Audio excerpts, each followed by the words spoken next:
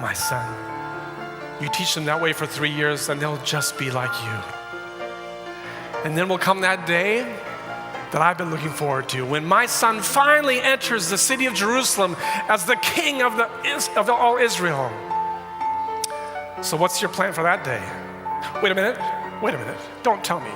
Let me guess. My son, when he enters Jerusalem as king, he will not be like the other kings of the earth. So that means he will not come in a chariot. In fact, he probably won't even come on a horse. Don't tell me.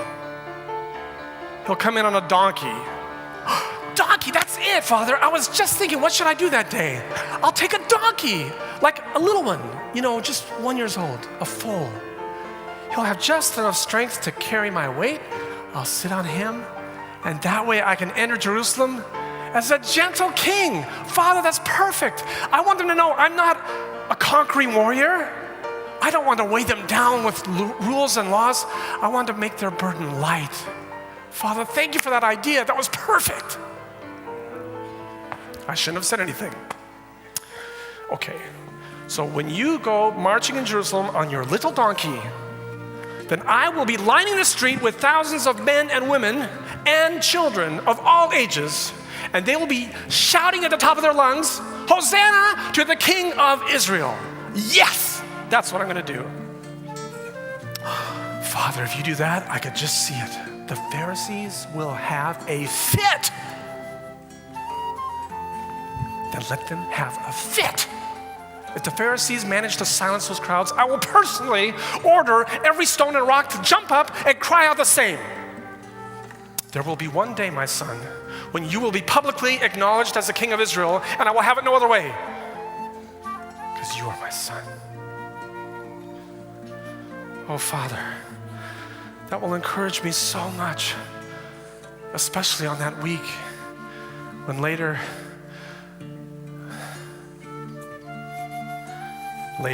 when you offer yourself as a sacrifice. Yes, Father, when I offer myself up to you. My son, I have a question for you. All those people that you love, all those followers that you want to have in heaven to see me in my glory. If I ask you to die in their place, what will you do? Father, I think you know the answer to that. If you ask me to die for them, I'll die. I wish it was that simple, my son. You know that if you're born a peasant and not a Roman citizen, then when it comes time for your execution, you will have no rights. You know the Romans, they spare their own citizens of torture, but not common criminals. My son, think about this. These men are ruthless. They will beat you. They will gouge your head with thorns. They'll spit at your face. They'll have your back whipped. And my son, they'll take your clothes off. You'll be naked. They'll take your body and impale you to a wooden pole and let you hang there until you die. How could you endure that, my son? Father, can't I die a different way? Please, think of a different way. I don't want to drink that cup. But Father, if you really want me to, if I have to, I will. I will follow you.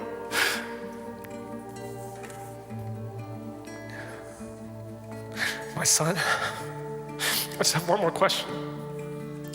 Suppose I turn my back on you and I regard you my enemy. Suppose I abandon you. What are you saying? I don't understand, Father. You never talked like this before. You and I, we've always been united for all eternity. How could you say that, Father? I'm not like Adam. I've never usurped your authority. I've never wanted your position. How can you say that? How can you possibly forsake me, Father? My son, I love you dearly.